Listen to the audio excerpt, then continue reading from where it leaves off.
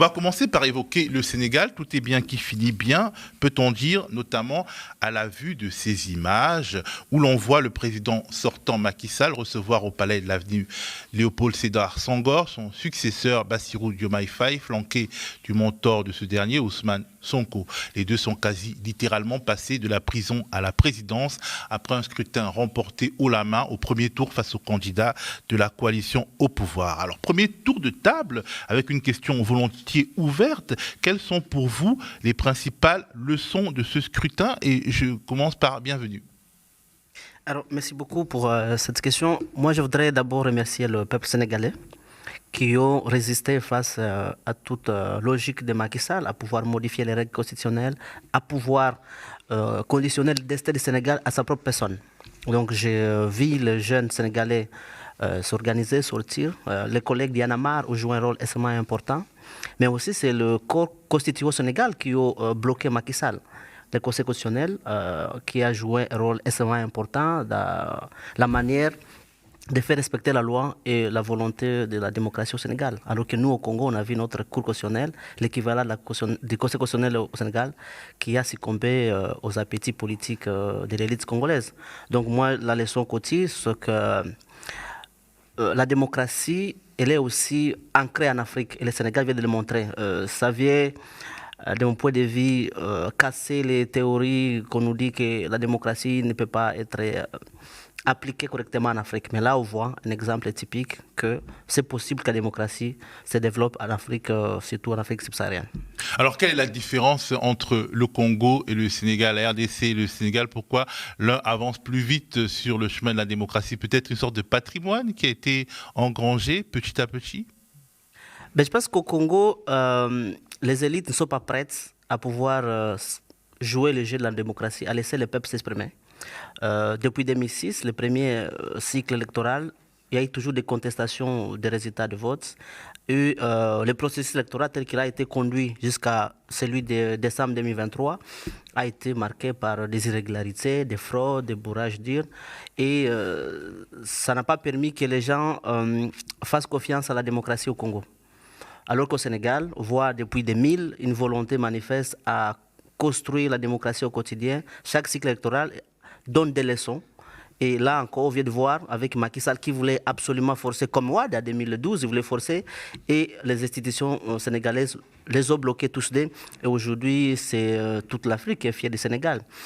Et je pense aussi que les Congolais sont en train de commenter d'une manière assez sévère ce qui se passe au Sénégal et ils tirent des leçons. J'espère qu'ils vont tirer des leçons parce que l'opinion congolaise dit pourquoi nous on a raté 4 fois de suite cette fierté pour porter la cause de la démocratie en Afrique et surtout que le Congo, c'est un grand pays qui est situé au centre de l'Afrique et qui, d'une manière ou d'une autre, comme le disait Fanon, porte d'une certaine façon le destin du continent. Donc nous avons la responsabilité de pouvoir aussi s'investir dans ce chemin démocratique pour que 2028, qui est la prochaine date pour les élections, soit cette fois-ci un rendez-vous autour duquel la démocratie va produire ses effets tels que les Congolais l'aspirent. Niagalé, les leçons de ce scrutin sénégalais?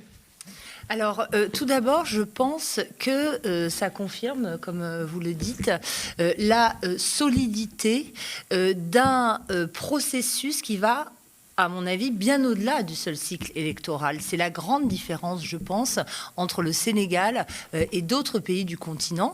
Il ne faut pas oublier que la tradition républicaine est extrêmement ancienne au Sénégal. Dès l'époque coloniale, il y avait ces fameuses 4 communes de l'Afrique occidentale française, donc Dakar, Gorée, Saint-Louis, Rufisque, dont les citoyens avaient un statut précisément qui leur permettait d'avoir des représentants au Parlement français. Donc ça, c'est quand même quelque chose qui est très ancien, même si en effet il y a eu des élites cooptées aussi.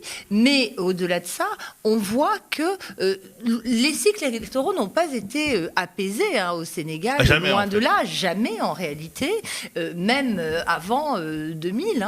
Mais il y a eu une construction de la démocratie, notamment par le bas, avec à la fois une société civile, civile, mais aussi des médias qui se sont coalisés avec les institutions de l'État, y compris, à mon avis, et on ne le souligne pas assez dans ce contexte de prétorianisme sur le continent africain, avec le rôle de l'armée qui, en creux, a réaffirmé sa farouche tradition républicaine et son refus, elle aussi, de voir l'État et la démocratie confisqués par un leader et son clan.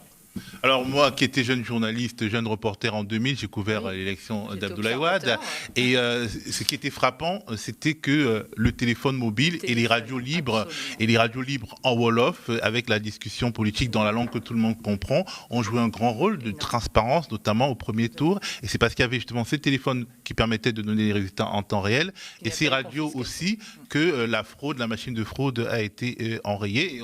Et nous qui sommes journalistes, on sait aussi que, en fait, le groupe Sud, par exemple, au Sénégal, date d'avant la grande émancipation, et que le bipartisme au Sénégal précède finalement l'ouverture démocratique des années 90 dans le reste de l'Afrique francophone. Walfadjri aussi. Oui, Walfadjri. Hamzat. Alors, pour moi, passer de la prison à la présidence en aussi peu de temps, alors ça, c'est des parcours qu'on a déjà vus, mais ça relève néanmoins non pas d'une alternance, mais d'une alternative. Et je pense que c'est ça qu'il faut retenir. On n'est pas dans un processus classique d'alternance, on est dans une véritable alternative qui résulte d'un rapport de force. Donc je pense que la dimension du rapport de force doit être bien mise en avant et qui relève également d'une démocratie que l'on veut qualitative, puisque tout a été fait par le régime sortant pour rentrer dans des conflits, on va dire, de personnes, alors que le camp vainqueur est vainqueur sur la base d'un projet de société, un programme politique, des lignes idéologiques, panafricanisme de gauche, qui ont été clairement défendues et exprimées. Donc je pense qu'il y a une forme de maturation de la chose politique grâce au travail qui a été fait par le PASTEF, par les militants, les cadres du PASTEF, aussi bien au Sénégal que dans les diasporas. La diaspora joue un rôle très important également dans le suivi de ce qui s'est passé au Sénégal en termes de mobilisation. Je pense également qu'on est dans un moment charnière. Tout n'est pas fini parce que le régime précédent était en soi aussi une sorte d'État dans l'État.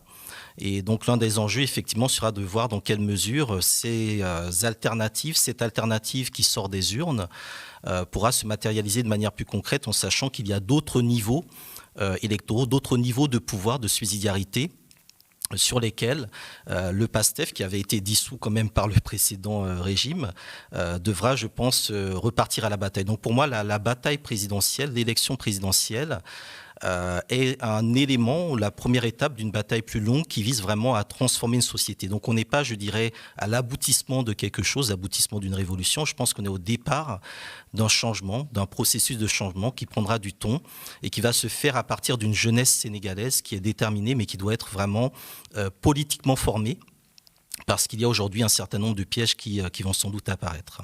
Fabrice, quelle leçon tu tires de ce scrutin en tant que Camerounais, donc, qui est né après l'arrivée, plusieurs années après, 11 ans, d'ailleurs je vais dire ton âge, après l'arrivée au pouvoir de Paul Biya?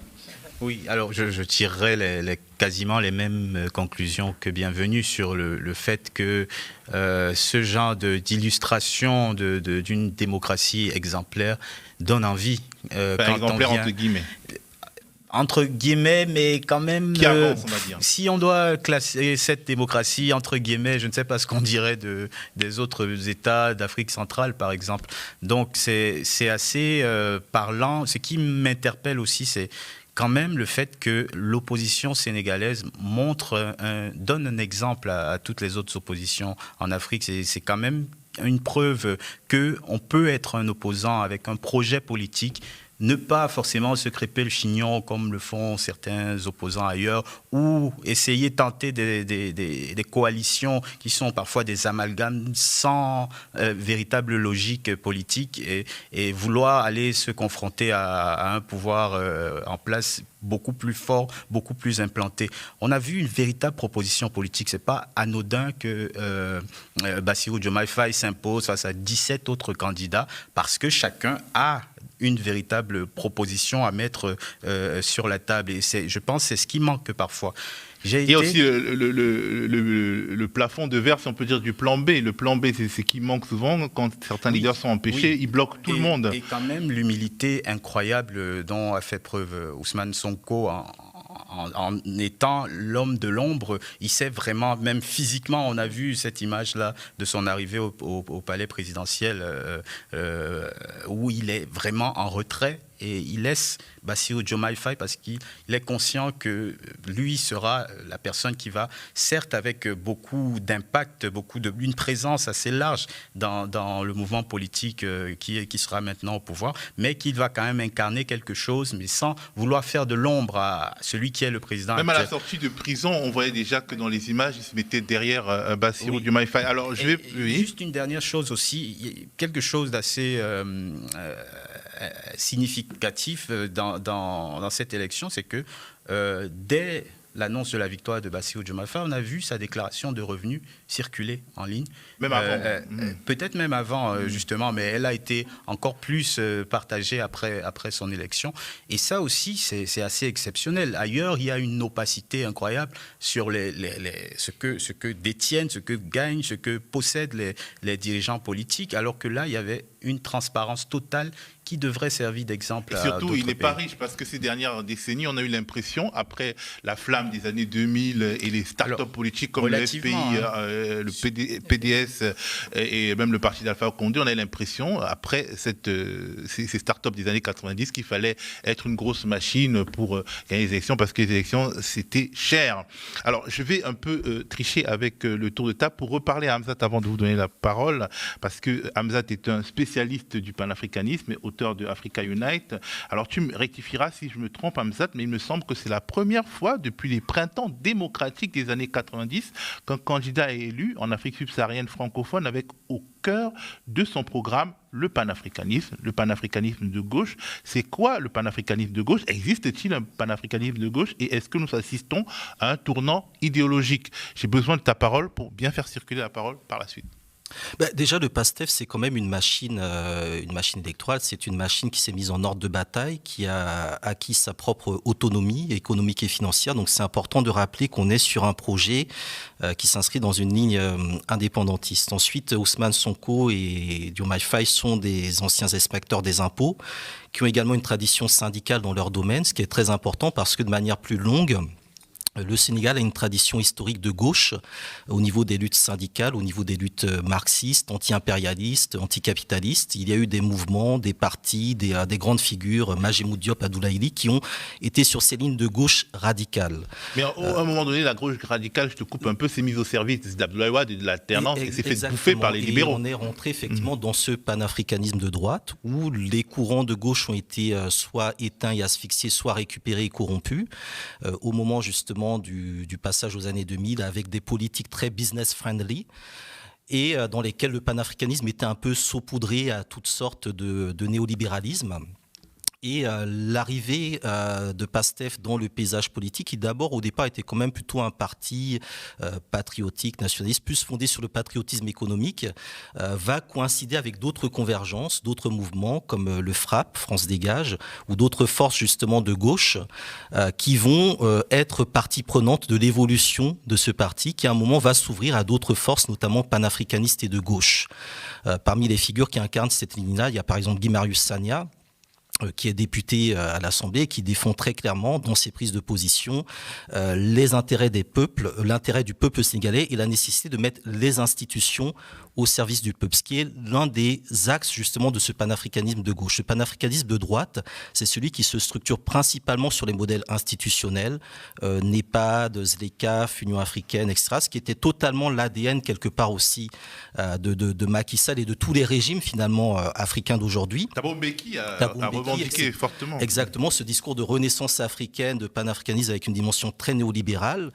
Et donc lorsque Diomaye Faye, dans sa profession de foi précise, qui s'inscrit dans un panafricanisme de gauche, eh bien, il fait ressortir à la lumière le fait qu'il existe un panafricanisme dont on parle depuis très longtemps, qui est en réalité, ça crée des débats, ça. Qui est en réalité un panafricanisme de droite, donc nationaliste, libéral, pro-capitaliste, parfois, je dirais, faussement souverainiste et libre-échangiste.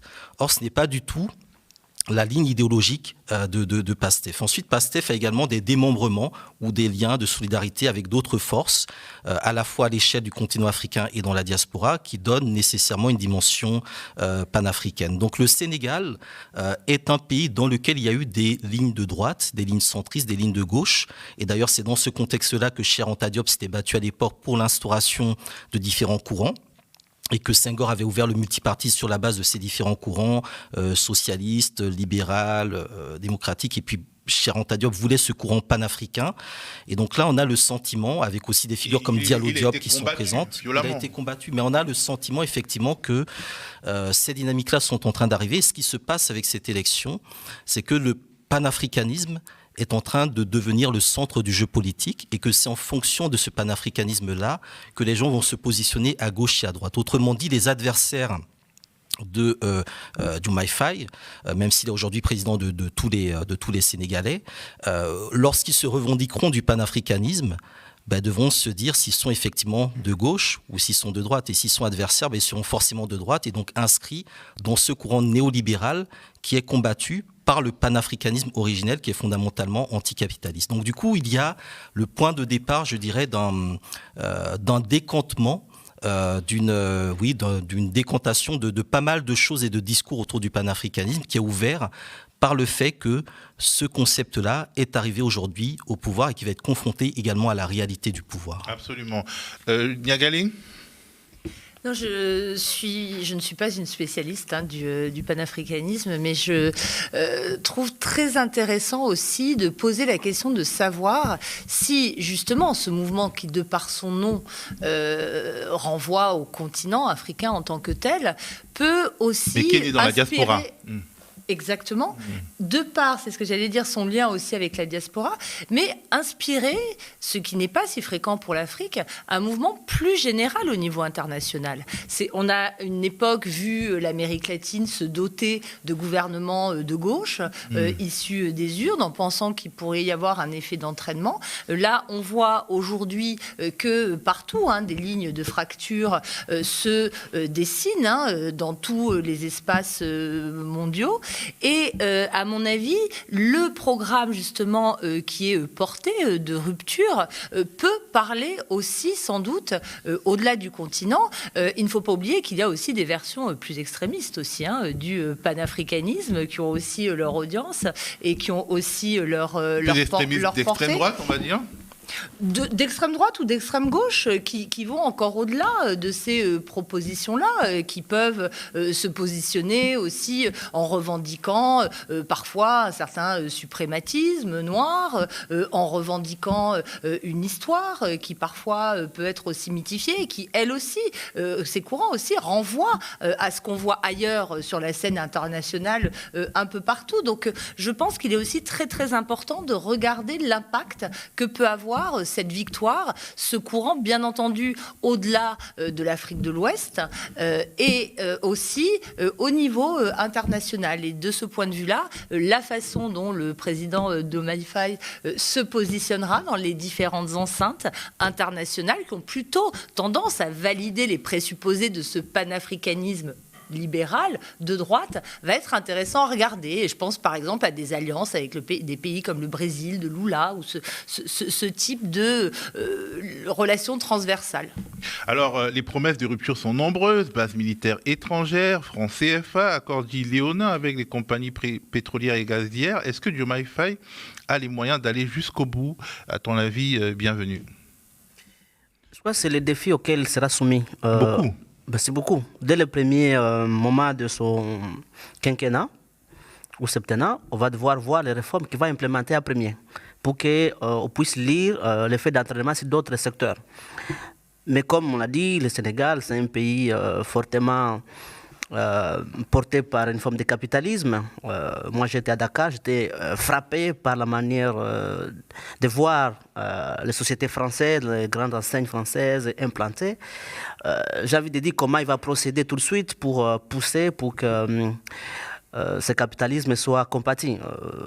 Donc moi, je les transmets tout mon soutien, je transmets au peuple sénégalais tout mon soutien pour qu'on puisse évidemment renverser ce courant néolibéral qui s'est installé. Et ça demande beaucoup de courage de la part du président. Et il faut que le peuple sénégalais soit en mesure de supporter les sacrifices que cela engage. Alors, en parlant de sacrifice, il y a quelque chose qui peut venir au secours du peuple sénégalais s'il veut changer son destin. C'est les hydrocarbures. Le Sénégal va devenir un producteur important de gaz, de pétrole et de gaz, en plus d'un contexte international caractérisé par la guerre en Ukraine. Est-ce que, quelque part, Fabrice, ça peut aider à desserrer les taux, ou alors le Sénégal, qui demeure un pays très pauvre, aura beaucoup de mal? Alors, comme il a été dit là par tous mes autres co-intervenants, je pense qu'il va falloir justement prendre à bras le corps la question sociale dans ce contexte plutôt capitaliste, plutôt libéral qu'a connu le Sénégal depuis quelques années.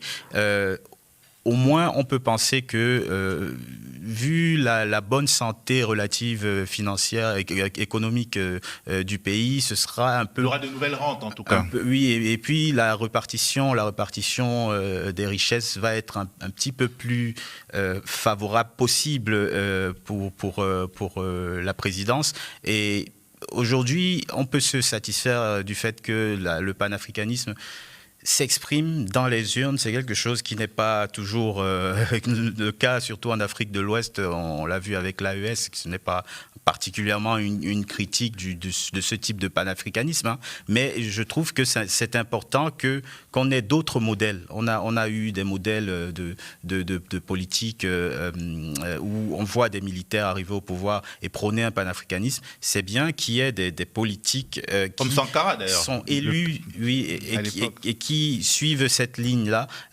Effectivement, on est dans un pays où le capitalisme est ancré. On a beaucoup parlé de cet accord de pêche avec l'Union européenne qui est très défavorable pour les pêcheurs sénégalais, qui crée beaucoup de précarité, qui émigrent, qui prennent la Méditerranée. Qui pousse les pêcheurs très fragilisés à émigrer. Il faut qu'il arrive à trouver le bon équilibre entre être sur la bonne lancée, la bonne dynamique, rester sur cette bonne dynamique économique et quand même arriver à garder ses principes en termes sur les questions sociétales notamment. Je voulais donner la parole à Hamzat, qui me semblait avoir quelque chose à dire. Non, je pense que c'est important de ne pas non plus trop surinterpréter la dimension panafricaine de sa victoire. Il y a aussi quand même tout un contexte national, local. Il y a un certain nombre de propositions et de mesures visant à réduire les 30% de chômage qui frappent les jeunes Sénégalais. Il y a un pays qui a été largement effectivement vendu aux intérêts, aux investissements étrangers. Il y a une situation depuis 3 ans de crise profonde au niveau du Sénégal. Donc il y a quand même cette dimension interne qui est très importante à garder à l'esprit. La question panafricaine, je pense qu'il faut la voir aussi dans une vision peut-être plus transversale et plus large sur ce que le Sénégal peut représenter effectivement en termes d'ouverture. Une capacité de montrer qu'on peut mettre des alternatives au pouvoir par la voie des urnes, mais c'est quelque chose qui reste encore à construire. La question du panafricanisme est à construire, et il faudra effectivement voir quelles seront les orientations diplomatiques du nouveau président, puisque la diplomatie, ça fait partie de la chasse gardée du chef de l'État. Et de ce point de vue-là, ce sera très intéressant également de voir comment la question de la CEDEAO, par exemple, va être réglée. Je pense que c'est quelque chose qui est très important. Nous voulons une CEDEAO des peuples, non pas une CEDEAO des États ou des chefs d'État. Et si nous allons dans ce sens-là, je pense que ce sera un signe réel d'une volonté d'évolution vers un panafricanisme de gauche. J'aimerais qu'on s'attarde un peu sur le regard que l'on porte sur Diomaye Faye et Sonko à Paris. Emmanuel Macron, Niagalé, courtise Bassirou Diomaye Faye, selon notre confrère Pascal Hérault du quotidien L'Opinion. Mais à Paris, on connaît très peu, ce qu'on peut considérer comme la nouvelle classe politique africaine, et un éditorialiste comme Vincent Hervouet d'Europe 1 peut faire le buzz en se montrant méprisant. Alors le parti, c'est le PASTEF. Écoutez bien, le Parti des patriotes africains au Sénégal pour le travail, l'éthique et la fraternité. C'est beau et c'est flou. Le PASTEF prône plus de justice, moins de corruption, une meilleure répartition des richesses, plus d'équité dans les relations internationales. Qui est contre? Il se dit souverainiste et panafricain. Comprenez que l'étranger doit cesser de piller le continent, surtout les Blancs. C'est la version africaine du populisme. Alors, est-ce que la France, Yagalé, a les armes pour comprendre, pour accepter, pour s'adapter à ce nouveau tournant ? Alors, je ne pense pas qu'elle les avait, puisque c'est une victoire qui n'a pas véritablement été anticipée en tant que telle. Et d'une manière générale, ça renvoie plus largement, pour moi, à la question des instruments méthodologiques qui sont utilisés, non pas seulement par l'appareil diplomatique français, mais plus largement, je dirais, par les appareils de politique étrangère et de sécurité du monde transatlantique, parce que je pense qu'il est trop simplificateur de parler d'Occident, qui, à mon avis, ne s'attache pas suffisamment à utiliser les outils de disciplines telles que l'histoire, telles que l'anthropologie, telles que la sociologie, parce que on voit très bien que on ne peut pas uniquement analyser les évolutions actuelles, ni en termes de relations internationales entre puissances, d'une part, ni en termes d'acteurs intra-étatiques classiques à travers des partis politiques, par exemple. Moi, ce qui me frappe, et c'est une dimension dont on parle peu, c'est qu'il y a en effet, bien entendu, cette dimension très sociale dans ce panafricanisme que l'on peut qualifier de gauche, mais il y a aussi quand même une dimension très conservatrice d'un point de vue sociétal qui est à mon avis difficile de classer à gauche par ailleurs. Donc on est face là aussi à un objet politique totalement différent qu'il faut analyser dans toutes ses composantes. Et on parlera certainement, mais à mon avis le lien se fait naturellement puisque vous évoquiez la CEDEAO. La CEDEAO, ce sont aussi des États qui ont adhéré à un certain nombre de valeurs d'un point de vue sociétal à travers leurs partenaires classiques. Et on voit bien aujourd'hui les recompositions qui s'opèrent avec des États dont on cite au premier rang desquels la Russie, mais on en voit d'autres. Et l'attractivité pour ces États vient aussi pour moi du conservatisme moral et sociétal dont ils se réclament, qui fait écho dans les sociétés africaines, y compris parmi la jeunesse, mais aussi beaucoup plus largement. Donc ces dimensions-là sont fondamentales aussi pour moi à analyser dans le phénomène. Oui, je donne la parole à Fabrice, mais il faut noter que, en fait, Bassirou Diomaye Faye sera le premier président sénégalais n'ayant pas d'histoire vraiment avec la France, ayant étudié au Sénégal, un produit pur de l'école sénégalaise.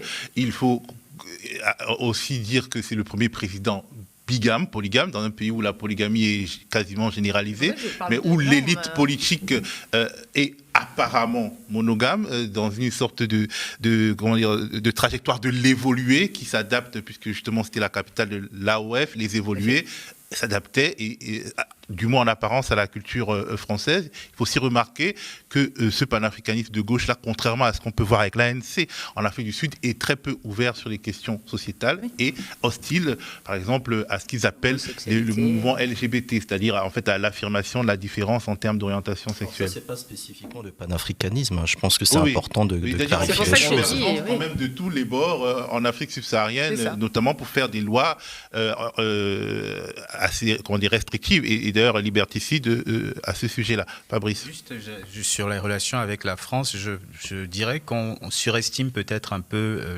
les velléités d'anti-occidentalisme de Bassirou Diomaye Faye vis-à-vis de la France.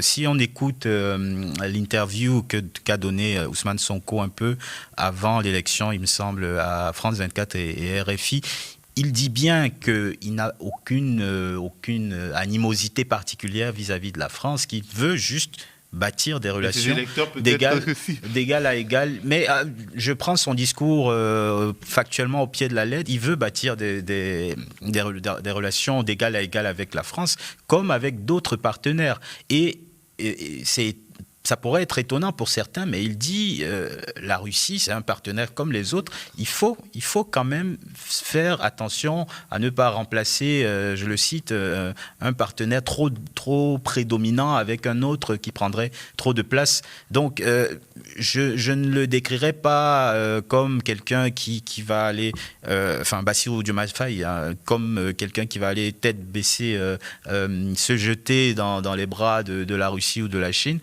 c'est une politique nouvelle qui veut mettre en avant l'intérêt du Sénégal en avant, en premier, et c'est quelque chose qui peut s'entendre. On va finir sur le Sénégal avec Hamzat et avec Bienvenue. Un mot de la fin sur ce sujet-là.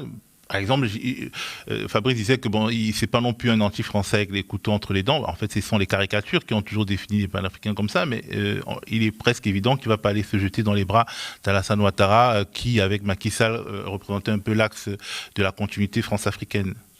Non, mais l'intérêt effectivement de Diomaye Faye, ce sera de voir quelles seront les alliances qu'il va privilégier au niveau du continent africain. Où est-ce qu'il fera ses premiers déplacements à l'international? Je pense que c'est des éléments qu'il faudra regarder. Et puis aussi voir surtout la structuration de ce panafricanisme-là, qui est sous certains aspects beaucoup plus, je dirais, progressiste et révolutionnaire qu'on ne le décrit ou qu'on ne le dépeint, notamment dans les médias français qui sont très caricaturaux et très peu au fait, je pense, de la réalité sociale.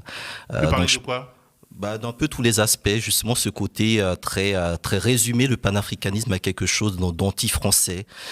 Cette volonté de la France d'être constamment, je dirais, au centre du viseur, au centre de la critique, quand bien même les dirigeants africains comme Ousmane Sonko disent nous, on est là pour défendre nos intérêts, point barre. Et je pense pour parler des questions sociétales, les marqueurs en fait de la gauche aujourd'hui en Occident sont des questions, des questions de gauche, la question de gauche ou de droite ne se lit pas de la même manière selon les histoires. C'est un élément qu'il faut prendre en compte. Lorsque l'on parle de la gauche sud-africaine, elle n'est pas sur les mêmes lignes que la gauche occidentale parce qu'il y a des éléments historiques à l'Afrique du Sud qui n'ont rien à voir avec, par exemple, l'Angleterre ou les États-Unis. On n'est pas du tout sur les mêmes histoires, sur les mêmes sociétés. Donc les notions de gauche et de droite se définissent par rapport à des centres qui sont différents et qui renvoient à l'histoire de ces sociétés-là. Donc si on n'est pas capable de comprendre l'histoire de ces sociétés-là, on ne comprend pas ce qu'on entend par gauche ou droite. C'est ça aussi qu'il faut comprendre. Bienvenue.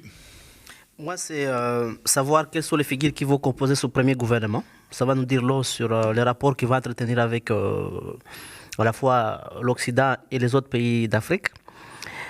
L'autre question, c'est comment il va se comporter vis-à-vis de la jeunesse qu'il a portée au pouvoir. Est-ce qu'il y aura une place assez importante dans ses politiques publiques? Est-ce qu'il va continuer à rester proche et à proximité avec le peuple? Parce qu'il me semble que quand on prend le pouvoir a tendance à isoler les élites vis-à-vis du peuple. Donc il a intérêt à pouvoir garder cette relation incessante entre ses politiques publiques et les aspirations du peuple, et voir comment est-ce que le peuple participe à construire ou à questionner de temps en temps sa politique panafricaniste de gauche pour pouvoir construire des dynamiques qui permettent de sortir le peuple sénégalais de la pauvreté et surtout la jeunesse du chômage.